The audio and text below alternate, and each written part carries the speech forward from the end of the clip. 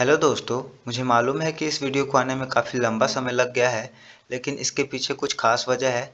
जैसा कि मैंने पिछले वीडियो में बताया था कि मेरा चैनल मोनेटाइज हुआ है और चैनल मोनेटाइज होने के बाद काफ़ी सारे सेटिंग करने थे जो एडसेंस में थे और फाइनली जब इन सभी प्रॉब्लम से मैं फ्री हुआ तो मैं सोचा कि आपको एक नए टॉपिक का वीडियो बना करके दे दूँ। तो आज मैं आप लोगों के साथ लेकर के आया हूँ नेशनल करिकुलम फ्रेमवर्क 2005। इसके ऊपर एक वीडियो जो ये टॉपिक काफ़ी ज़्यादा इम्पोर्टेंट है आपके बीएड के एग्ज़ाम में और डिफरेंट डिफरेंट जो सीटेट के और फिर अदर टीचिंग एग्ज़ाम होते हैं उसमें भी इससे क्वेश्चन पूछे जाते हैं। तो आज हम लोग इसी टॉपिक को डिस्कस करेंगे। तो चलिए स्टार्ट करते हैं हम अपना video. Hi, this is Mohan Roy, founder of career path institute. मैं आप लोग का अपने यूट्यूब चैनल पर स्वागत करता हूँ। आज हम लोग डिस्कस करने वाले हैं एनसीएफ 2005 को और इसे डिटेल से समझने का कोशिश करेंगे। तो सबसे पहले देखिए हम लोग इंट्रोडक्शन देंगे एनसीएफ के बारे में। एनसीएफ है क्या?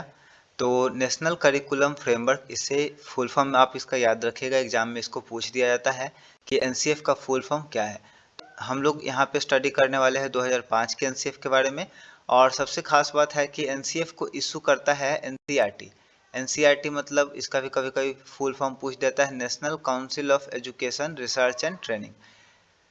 Before the NCF 2005, three other NCF, that is 1975, 1988 and 2000, मतलब NCF 2005 आने से पहले इंडियन गवर्नमेंट ने और एनसीईआरटी ने अपने एफर्ट से तीन और एनसीएफ को लागू किया था। पहले 1975, 1988 और 2000।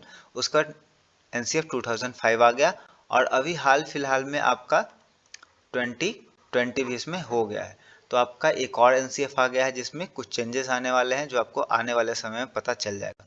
तो उसका हम लोग देखेंगे NCF serves as guideline for syllabus, textbook and teaching practice for the school in India। NCF का काम क्या होता है? ये गाइडलाइन प्रोवाइड करता है किस चीज़ के बारे में? आपका सिलेबस कैसा होना चाहिए, आपके टेक्स्ट बुक कैसे होंगे, उसमें मटेरियल कंटेंट क्या क्या होंगे, आपको बच्चों को पढ़ाना किस तरह से है, टीचिंग प्रैक्टिसेस का भी इसमें सजेशन रहेगा। कहाँ पे? स्कूल के अंदर कैसे टीचिंग लर्निंग प्रोसेस होगा उसके बारे में डिटेल्स इसमें डिस्क्रिप्शन होता है। NCF 2005 was based on the two things. देखिए एनसीएफ 2005 जो बनाया गया था उसका दो मेन बेसिस था, जिसमें पहला हम लोग का है लर्निंग विदाउट बर्डन। ये की कॉन्सेप्ट है एनसीएफ 2005 का, मतलब पढ़ाई इस तरह से बच्चों को कराया जाए कि उन्हें बोझ ना लगे। नेशनल पॉलिसी ऑफ एजुकेशन 1986 और 1992, इसका काफ़ी ज़्यादा इंपॉर्टेंट रोल है इसमें। उसके बाद NCF 2005 was translated into 22 language. ये भी कभी कभी आपको पूछा जा सकता है कि एनसीएफ 2005 को कितना लैंग्वेज में ट्रांसलेट किया। तो जितने भी लैंग्वेज हम लोग के इंडियन कॉन्स्टिट्यूशन में है रजिस्टर्ड, उसमें ये लागू किया गया। एंड इन्फ्लुएंस इन 17 स्टेट्स, और इसे 17 राज्यों में लागू किया गया। The NCERT provide 1 million to all the state to promote NCF in their local language.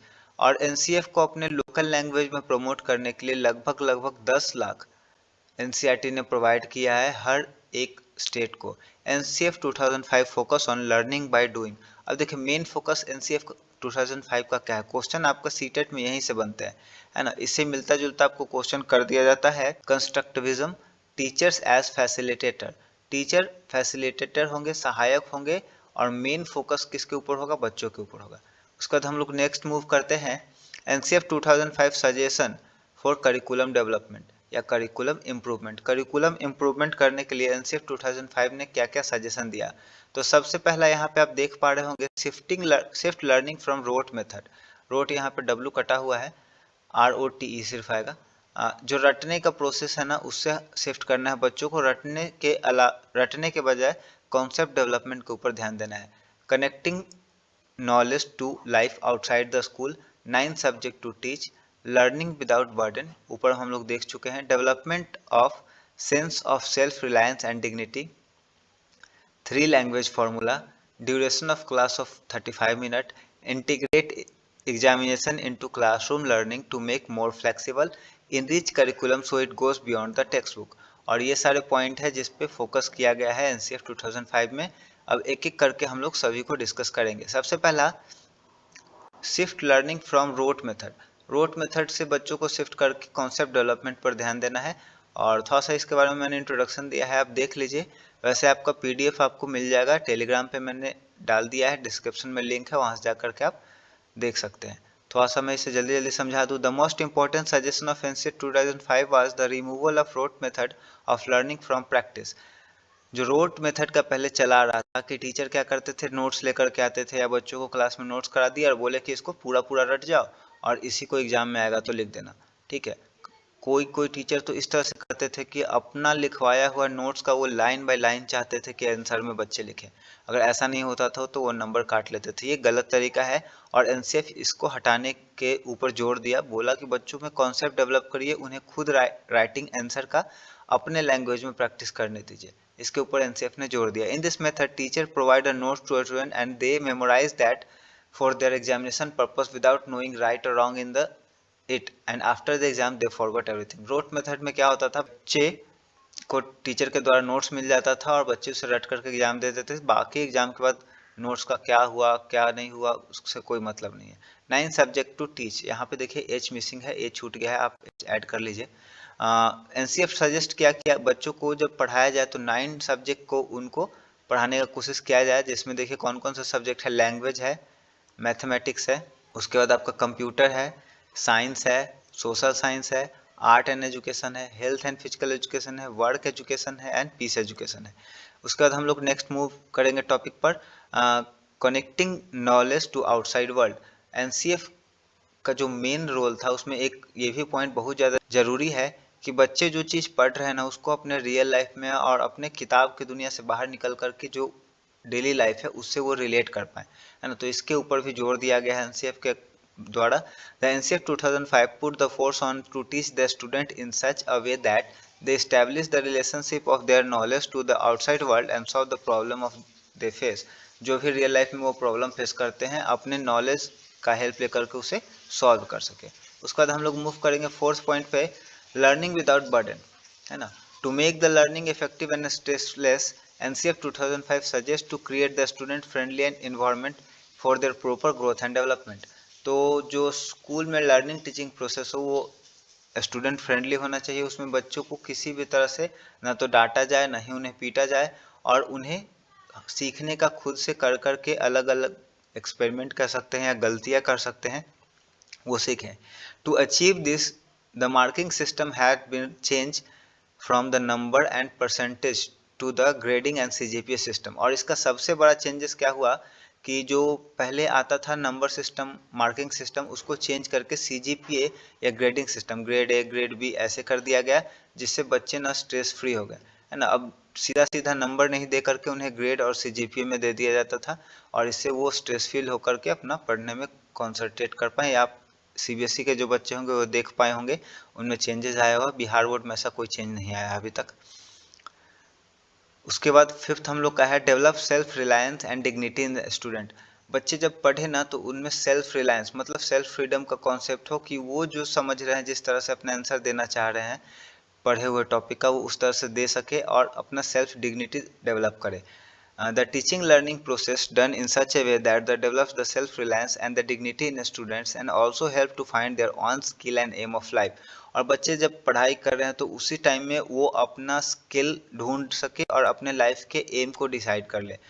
ऐसा नहीं कि टीचर के बोलने के द्वारा या फिर फ्रेंड पीयर ग्रुप के फोर्स पर या फिर पेरेंट्स के फोर्स पे अपने लाइफ का एम डिसाइड करे, जिससे क्या होता है बच्चे बाद में अगर कंप्लीट नहीं कर पाते हैं या कंफर्टेबल नहीं है स्ट्रेस फील करते हैं तो फिर काफ़ी मुश्किल हो जाता है उनके लिए। Student must feel free to ask anything in classroom and they clear their doubt on every topic. अब सबसे बड़ी बात क्या है कि पहले के टीचर में क्या होते थे बच्चे कोई चीज़ पूछ दिए ना तो डांट देते थे या पीट देते थे। तो बच्चों के साथ ऐसा बिहेव आप फ्रेंडली रखिए कि कभी भी जब आप उसको समझा रहे हैं तो उन्हें डांटे नहीं, ताकि उसका माइंड क्लियर रहे, जो भी आप बताना चाह रहे हैं उसको क्लियर क्लियर समझ में आए, है ना। डांट देने से क्या होता है ब्लॉक हो जाता है दिमाग, फिर काम नहीं करता। आप कितना भी कोशिश कर ले आपके डर से वो हाँ हाँ कर देगा लेकिन उसको कुछ समझ में नहीं आता है, फिर वो हो जाता है आपका समय भी बर्बाद हुआ और आप बच्चा कुछ समझ भी नहीं पाया, प्रोडक्टिव भी कुछ नहीं हुआ। उसके बाद हम लोग का है all this things given them inner motivation and develops dignity in them. और अगर बच्चे खुद से सीखते हैं खुद से अगर आंसर दे रहे हैं तो वो मोटिवेट होते हैं पढ़ने के लिए भी और लाइफ में उनका पॉजिटिव थिंकिंग भी होता है। चलिए आगे मूव करते हैं हम लोग। 6 नंबर पे है 3 लैंग्वेज फार्मूला। देखिए ये पहले भी सजेस्ट किया गया है, जितने भी कमीशन आए हैं उसमें सजेस्ट किया गया है कि जब भी पढ़ाएं बच्चों को तो 3 लैंग्वेज फार्मूला को फॉलो करें, जिसमें 3 लैंग्वेज में हम लोग को पढ़ना है। एक होता है मदर टंग, जिससे प्राइमरी लेवल तक बच्चा मतलब 1 से 5 तक बच्चों को मदर टंग में क्वेश्चन करना चाहिए और पढ़ाने की कोशिश करना चाहिए, ताकि वो सीखने में आंसर देने में कंफर्टेबल हो और इंटरेस्ट उनका पढ़ने में बना रहे। उसके बाद जो हम लोग का ऑफिशियल लैंग्वेज है हिंदी, उनको ये पढ़ाना चाहिए। और उसके बाद थर्ड में हम लोग का हो जाएगा एक फॉरेन लैंग्वेज, कोई भी हो सकता है, जिसमें सबसे ज़्यादा कॉमनली हम लोग इंग्लिश पढ़ते हैं। एक विदेशी लैंग्वेज जो कि इंडिया का नहीं है उसे भी पढ़ाया जाता है। उसके बाद 7 नंबर पे हम लोग का है duration of class of 35 minute. बच्चों को जब आप पढ़ा रहे हैं ना तो इसका ध्यान रखना चाहिए कि क्लास ज़्यादा लंबा ना हो, क्योंकि कंसंट्रेशन करने का एक फिक्स टाइम होता है और उससे ज़्यादा अगर पढ़ाने का कोशिश किया जाए तो बच्चे ज़बरदस्ती बैठे तो रहेंगे क्लास में, लेकिन उन्हें कुछ समझ में नहीं आएगा, उनका फोकस टूट जाएगा, है ना। तो या फिर आप ऐसे कर सकते हैं कि लंबा लंबा अगर क्लास ले रहे हैं आप लॉन्ग लॉन्ग ड्यूरेशन का, तो उसमें छोटा छोटा गैप लेकर के, ब्रेक लेकर के, या फिर स्टोरी सुना करके, मजाक हंसी करके, इस तरह से बच्चों को पढ़ाएं ताकि वो स्ट्रेस फ्री भी रहें और अपना क्लास उनका चलते रहे। तो इस तरह से एक फिक्स ड्यूरेशन डिसाइड कर दिया गया है कि 35 मिनट आपका मिनिमम होना चाहिए और मैक्सिमम 45 मिनट तक आप ले सकते हैं क्लास। तो ऐसा चलता है क्लास, 35 टू 45 मिनट तक चलता है, उससे ज़्यादा क्लास नहीं चलता है। तो इसके बाद हम लोग नेक्स्ट मूव करते हैं टॉपिक के ऊपर, जो हम लोग का लास्ट होगा, enrich curriculum so it goes beyond the text book. अब देखिए करिकुलम को इस तरह से बनाया जाए, उसे इस तरह से इम्प्लीमेंट किया जाए कि बच्चों को सिर्फ किताबों के आसपास ही घूमना ना हो, उन्हें कुछ बाहर का एक्सपीरियंस, जैसे कभी कभी आप फील्ड टूर पे लेके चले गए, कभी बोटेनिकल गार्डन, कभी जू, कभी इम्पोर्टेंट सक्सेसफुल पर्सन का आप इंटरव्यू करवा दिए, सेमिनार हो गया। इन सब जगहों पे जाने से क्या होता है, और प्रैक्टिकल क्लासेस ऑफ कोर्स वो ज़रूरी तो है ही, तो इनसे ना बच्चे अपने आप को कोरिलेट कर पाते हैं लाइफ से, इंटरेस्ट डेवलप करता है और उन्हें समझ में आता है कि हाँ जो हम पढ़ रहे हैं ना वो रियल लाइफ में भी काम लायक है। तो जल्दी सा इसको मैं कंप्लीट कर देता हूँ। During the construction of curriculum some extracurricular activities such as science project, field trips, visit and different places it also included. This make the student to correlate their study with real life experiences and they learn and understand the concept clearly. तो ये हम लोग का topic था। Last में हम लोग इसके कंक्लूजन के साथ फिनिश करेंगे। For the advancement in learning teaching process our government issue different policy and framework and NCF 2005 is one of them.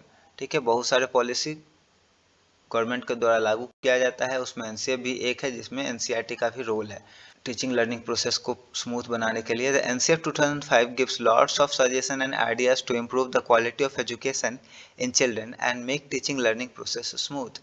ठीक है, यहाँ पे हम लोग का टॉपिक फिनिश होता है।